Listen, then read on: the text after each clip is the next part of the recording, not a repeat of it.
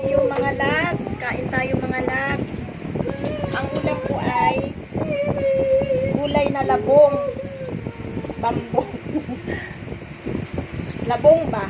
Na lagyan ko na sa loyo. Tapos wala kasing inihaw na bangos. Masarap siya sa inihaw ng bangos. O kaya pirito, maski pirito man lang wala. Kaya ang nilagay ko lang ay yung labahita na daing. Pero okay na din. Tapos lagyan ko siya ng ginamos. Bisaya ginamos. Bagoong Tagalog. Yun lang. Kasi nakabili ako ng labong ba dun sa tabi-tabi. Bago kasi yung bago siyang bagong sariwa pa. Nabili ko. Pero hindi ko siya agad naluto. Na-stack ko sa ref ng ilang araw kasi busy nga. Kaya nakalimutan na din. Kaya ito.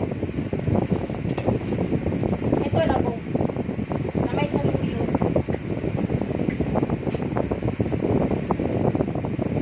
Lagyan ko ng Ay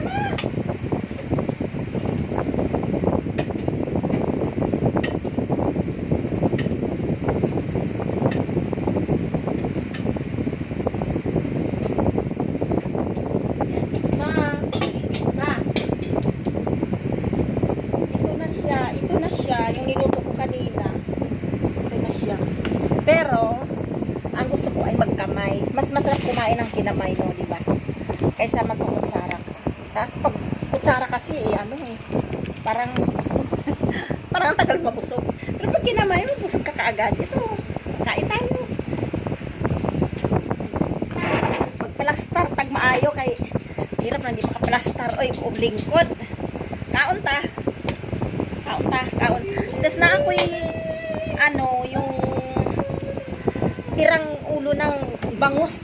Aray, bangus. Sarap. Yung ulo ng bangus sa miso. Si Mister kasi bumili siya ng bangus na ano ba ito? Miso. So yun, ikakainin ko. Ulo. Masarap yung ulo yung ulo. Masarap kaya yung ulo. Nasarapan ako sa ulo. Kaya kain tayo. Kayo alin? Tubig yan. Kasi nga nagutom ako, dami kong ginagawa. Isang tambak na linisin kagabi. Kasi gabi na. Ayun. Inabot tayo ng gabi. Kain tayo. Kamay lang ako Pero naglinis ako kami, naghugas na ako. Ito, kakain tayo. Nagutom sa Inday Bisaya. Yung labong.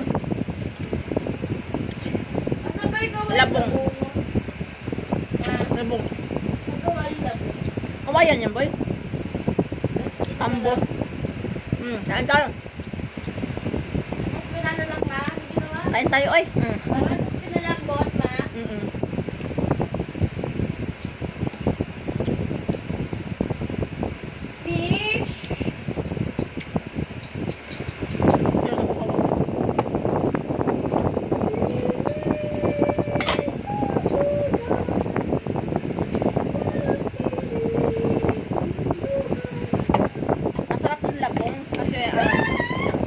Sariwa pa siya. Hindi siya mapait. Mapait-konti. Pero mas masarap yung mapait-pait konti. Gusto ko yun. Kasi mapait. Sarap. Higap. Nilagyan ko lang to ng labahita lang nilagay ko yung daing. Kasi wala ng pirito nga. Masarap sa pirito. Tagalog kasi pag may ng ganito labong ang sahog nila ay yung pirito-prito mainihaw-ihaw sa probinsya kasi sa amin sa Bisaya sa maglabong sige na lagyan na lang ng malunggay kung ano lang lagyan na nagluluto niya ganyan lagyan ng kapote tapos malunggay yung ganyan tapos mga halo-halo pa gulay lutong probinsya sarap lagyan ng malunggay yung labong bakit may katira ng inundulan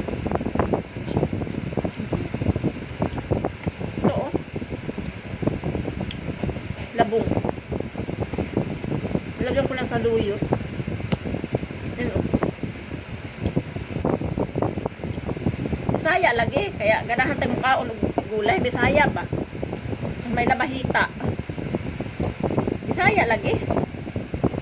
Tawag yung si Inday Bisaya, ang mga gulay ay mas gusto ko ganahan ko malunggay, ay ano, gulay.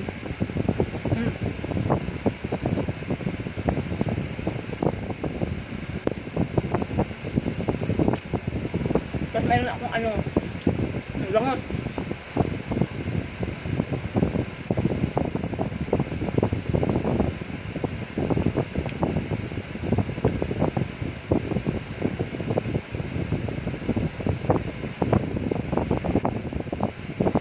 Wala kain na. Oh. Nagugutom mo diha. Bakit magutom sa ako? Ako pa may kasalanan pagka nagutom. Simple yung ulam ko lang. Simple lang yung ulam ko. Hindi naman ganun ka. Ano yung ulam ko? Depende sa tao. Mahilig sa gulay. Nagugutom talaga. Pero pag hindi mahilig sa gulay, baliwala lang nila yan. Kasi hindi na mahilig sa gulay. May ibang tao na hindi mahilig sa gulay. Wala akong pakalagay sa ulam niya. Hindi ako nagugutom. Pero pag mahilig ka sa gulay, kagutom naman yung ulam na yan. Oy, gusto ko yung ganyang gulay. Oy, anak, ganyan naman ba?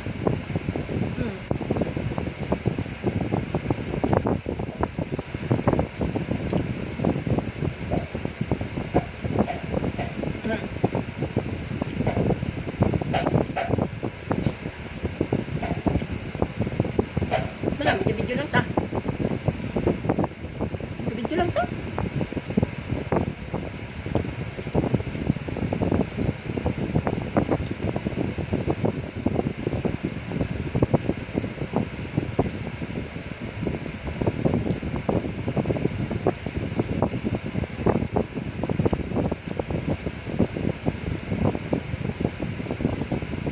Shout out yan sa kumakain. Mga nagla-like sa akin na pero ibang lahi, hindi ibang taga, hindi mo naman friend mo lang sa Facebook.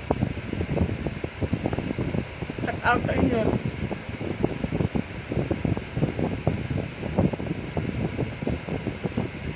Ang iba ko friend, pinsan ko din. Check out sa inyo, mga friend ko. Dumadalang. Karamihan naman ang nag-aaral sa akin. Hindi ko kilala. Mga bastos pa.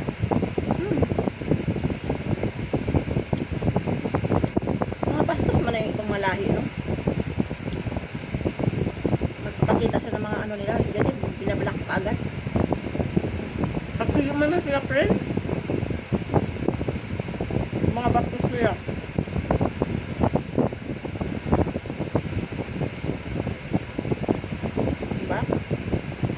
Ang bait-bait mo. Makipag ano sa kanila, tapos bigla ko na lang ilang babasusin, no? Mayroong ganun, no? Kaya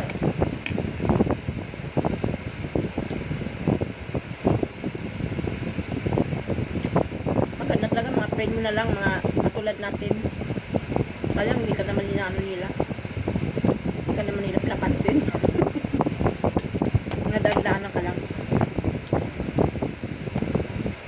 Katulad ng asawa ko, kami nakikita mo nga yan, ang pinagagawa mo. Ako ko yung dito lang naman ako eh. Nahimik-migil ka nga dyan. Kasi usap pa ako na, pabayaan mo na magbibidyo-video na lang ako, hayaan mo na lang ako. Ay, huwag mo namang ialak. Nagagalit ba? Wala nang katuturan yung ginagawa mo, tibigil sa nga, naubos ang oras mo sa kakaganyan mo. Sabi ko, bakit? Habang nagbibideo, nagagawa naman ako.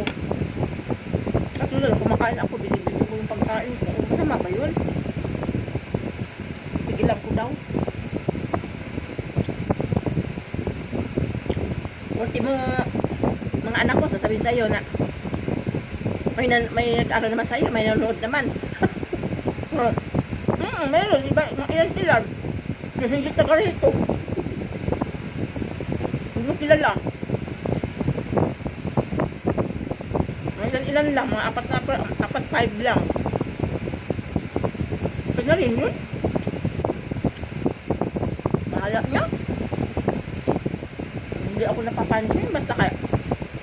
Kasi may mga tao talaga mga sikat ba. Siyempre doon lang siya sa mga sikat. Hindi lang dyan sa mga sikat. Tatayo naman yung sikat eh. Ano lang tayo, salin pusa.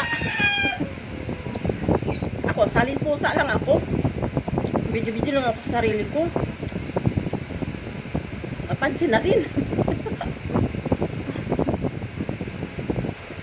Siyempre. Yung husay dyan, magagaling na nakakatawa. Ako naman, hindi man ako marunong katawa. Seryoso, tahimik ka ko. Lumun ka ko ba? Hindi man ako marunong katawa eh. Hindi pa ako marunong magpakatawa sa mga tao. Ang akin, seryoso lang talaga ako. Kung ano yung nararamdaman ko, ayun na lang yung sasabihin ko. Hindi na yung sabihin ng kapatawa kayo nang natutuwa silang. Hindi man ako marunong yan eh. Tahimik ako. Lumun ka ko. Hindi ko alam niya mga ganyan. Pero yung asawa ko, napaka-joker. Marami natutuwa sa kanya.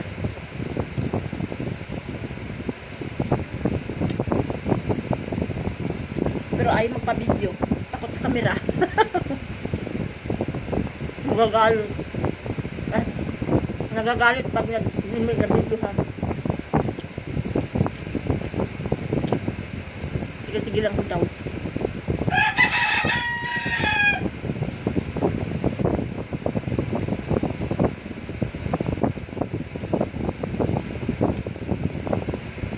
Nakain ninyo eh. Pati mo kapatid mo, hindi ka pinapansin.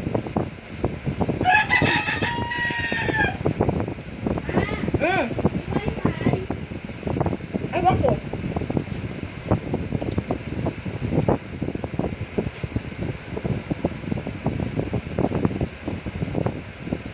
Nakakatakot yung bangos. Kasi baka mabitin.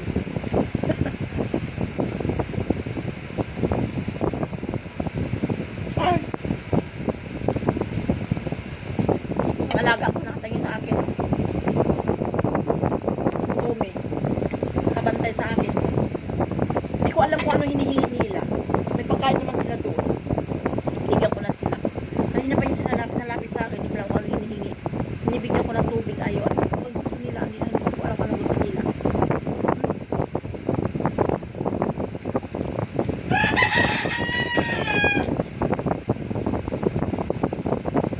Kain ta.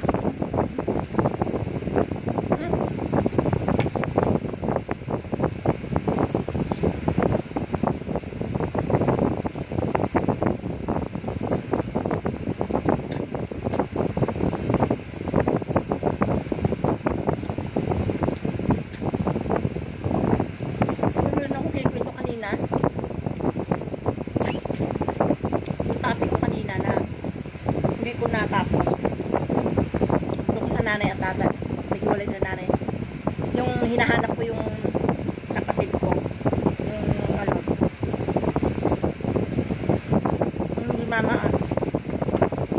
Mama at yung mga kapatid ko. Kita-kita na kami. Yun. Pagdating ni mama, di lang sa Cavite. Kita siya yung kapatid ko. Sabi ko, hanapin ko yung ibang anak para makita-kita na tayo kahit makita ko na. Kasi iniwan doon ni mama din na tagalan din niya iniwan ni mama. Mama, iniwan yung anak mo. Kami, hindi kami iniwan ni mama. Kami ang nag-iwan kay mama. Kasi dinala kami ni papa sa pauwi sa Bangka. Iniwan naman si mama sa Bukidnon. Ngayon, nag-asawa din si mama. Anak siya. Anak 5.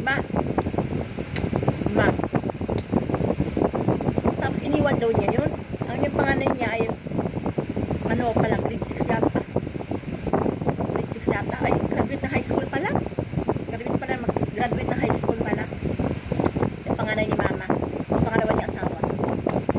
Iniwan ni mama din. Sabi ano yata eh. 30 years din yata iniwan ni mama yung anak niya. Nakita nga may mga anak, may mga anak na. Nahanap ko sa social media, nahanap ko. Hindi nga niya nag-reply nga yung anak ng bunso, si Vicente. Na, kung mama ko yan, sabi nga gano'n. Kaya kilala ko ng mga to, sabi niya. Mga kapatid ko yan, ako yung bunso. Sabi niya, mama ko yung samba. Sabi ko, nasaan ba siya ngayon? Sabi ko, nasa Davao. Bigay mo sa akin yung number mo para kukontakin ka ni mama, ng mama mo. Sabi niya, binigay naman niya. Noon, yung binigay ko ay nagkukontakan sila. Kapo. Nagkukontakan na sila. Nagkukontakan na sila. Yun, yung isa niyang anak ng panganay, binigyan si mama ng pamasahe para papunta dito sa Manila. Kasi yung mga kapatid ko, yung half brother, puro sila lalaki, half brother ko, dito lang pa rin sa lugar na namin dito. Magkalapit lang pala kami ng baryo. Dito lang pala. Ako, Muntinlupa. Mga kapatid ko, San Pedro. Yan lang pala. Tapos, yung bayan dyan sa Muntinlupa, yung Crystal Mart, yan pala sa namimili. Kasi may tindahan sila na pang sari-sari store. Yan pala sa namimili sa Crystal Mart, yan sa may bayan. Ang bayan malapit lang din sa amin, lalakarin nga lang, yan lang bayan. Yan lang pala sila. Nakapagtaka talaga ay ang mga kapatid ko baka naman nagkasalubong lang kami, hindi kami magkakilala. Ngayon lang nagulat ko. Sabi niya, saan ka ba ngayon ate nakatira? Sabi nung kasi nagkakaano na kami, nag-ano na kami ng mga Facebook namin. Sabi niya, ako si Lorena, anak sa unang asawa ni mama, ako yung panganay. Sabi siya din daw panganay sa asawa ni mama. Sabi niya, saan ka ba nakatira? Sabi ko, dito lang po sa may diyan kami nakatira sa may Santo Niño Aplaya, pero ngayon nandito talaga kami sa Aplaya kasi nagpagawa nga bahay yung anak ko. Nangupahan kami dito. Sabi, ay, madalas ako dyan nung araw kasi ano naman na si Dudong ba, yung kapatid ko may ano daw yan siya nag-grab ba, may yan siya, may sasaka nag-grab sila minsan daw may mga pasahero daw siya na nagbahatid niya, kaya alam daw niya yung paskutsikong itong lugar na itong amin. Oo talaga doon ha. Pupunta ako dyan dahil mga ilang araw hayang punta talaga, nagkita kami. Una-una naman kita. Alam mo, nagkita kami. Sabi niya, dyan lang pala sa San Pedro. Dito lang pala rin pala sila, mga kapatid ko. Kilala na kami. So, dumating bigyan si mama ng pera ng kapatid ko. Yun, na nakita-kita na sila. Nakita na kami. Pero yung isa kong kapatid na sa Mindanao, hindi pa rin nila nakita yun. Kuya nila yun. Kapatid ko. Sumunod sa akin yun. Hindi pa nila nakikita kasi gusto ko sana magpunta dito yung kapatid ko. Wala man akong pera. Pamasahe papunta dito. Tapos gusto ko rin umuwi doon kasi matagal na ako hindi nakauwi. Biro mo, umalis ako doon sa Mindanao. Ang edad ko ay 17 kasi dito ako nag-18 eh. Dito ako nag-18 sa Manila. Malungkot ang buhay ko kasi alam niyo po, elementary lang natapos ko. Kasi nga, yun lang akong nanay na Kaya, parang nagsisisi din ako sa sarili ko na bakit ako ba't ako nagkakaganito? Ganun ba? Kaya sabi ko, buti na nakapag-asawa ko ng mabait. Nakakaunawa siya, naintindihan niya kung tanggap niya ako. Mabait yung asawa ko, wala akong problema. Nung una kami nag-asawa, puro din pasakit ang nararamdaman ko kasi bisyo siya, nagsusugal siya. Ngayon. Pero ngayon, okay naman ang Panginoon ng Diyos. Okay na, nagbago na siya. Payapa na din kami. Nagbalik na siya sa totoong tao, di na wala sa bisyo. Unawaan niya ako, ano ngayon ako, na hindi man ako nakatapos ng pag-aaral, elementary lang natapos ko. Naintindihan niya kasi nagpaliwanag ako sa kanya na gano'n nga ang kalagayan ko. Sabi niya, awang-awa siya sa akin, sabi niya gano'n. Kaya hindi man yan siya nananakit. Ang bait talaga, sobrang bait ng asawa ko. Sobrang bait niya. Hindi, walang yun, nagkakaproblema ako noon kasi nga na may bisyo nga siya nung nagsusugal siya. Naghahanap buhay kami, yung puhunan napunta sa pagsusugal. Pero nabago din yun, nawala din naman kasi nalaki din mga bata.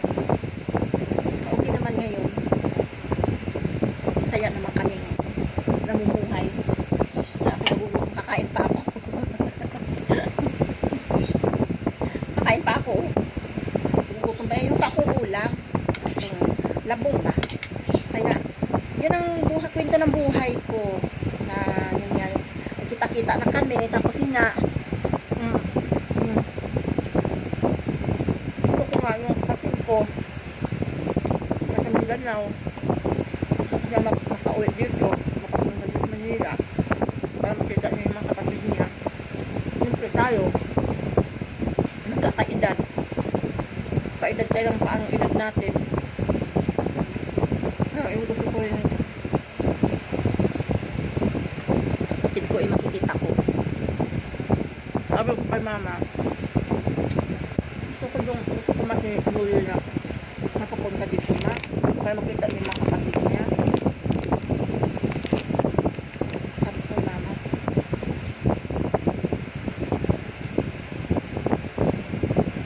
kung alam ko magkano pamasahe ng barko.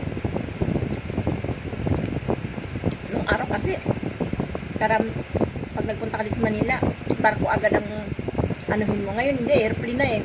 Kada punta Manila, airplane na agad ang ang visit ng tao, hindi na barko. Pag marami kang bagahe, alam ko may dun sa kanila, yung Roro. Mama kasi sa Davao, yung bus ba? Bus lang. Sasakyan niya, tapos yung bus na tayo sa barko. Kung meron kaya yung sa Sambuanga, nasa Osamis Occidental. Yun ang namin eh. Yung aming landingan ng barko, Osamis. Pier, Osamis. Hindi ko alam kung magkano ang pamasahe sa barko.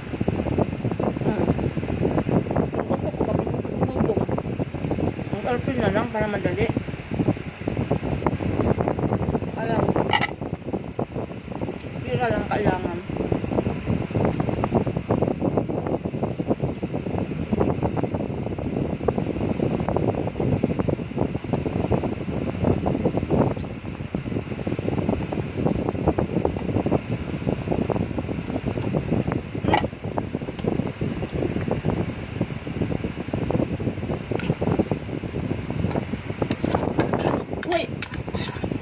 Tumi ba? Doon alam mo gusto ni Tumi. Ang pagkain sa doon, oh. Ano gusto mo, Tumi? Yung cellphone ko, anuhin mo, mga matumba.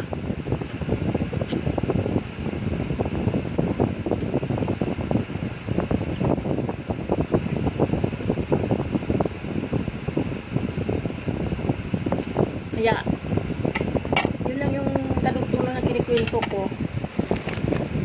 Maraming salamat mga love. Ito si Inday Bisaya. Nagpapasalamat ako sa inyo. Kahit sa paano, mailan-ilan din naman na nakapansin sa akin. Maraming salamat. Masaya ako kasi nakikita ko din mayroon ilang palang tao na siguro dapat natingnan saglit. Kaya salamat ako. Maraming salamat. I love you mga love. Love vlog mo. Thank you for watching. Pasensya na kasi si Inday, bago pa lang ako ganito. Di pa ako sanay ba magpinto-pinto ng mga bagay. Natututo lang naman ako pag nanonood ako ng mga nagbablog ba, sabi ko magbablog kaya ako, try ko kaya mag-video-video, no? Kasi may cellphone ka naman, tapos mayroon naman tayong wifi, bakit tayo na mag-video, try ko kaya magsubok lang naman ba, magsubok.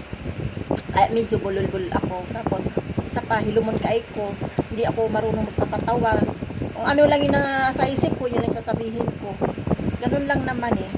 Kaya sa mga taong yung mga friend ko na hindi ko naman sila kilala, minsan makakatanggap ka ng pangbastos nila, hindi ko na rin pinapansin. Kaya sa mga taong mababait naman na hindi man nila binabastos yung ano ko, mababait naman sila, salamat mga love. Hanggang dito na lang si Inday Bisaya. Maraming salamat. God bless.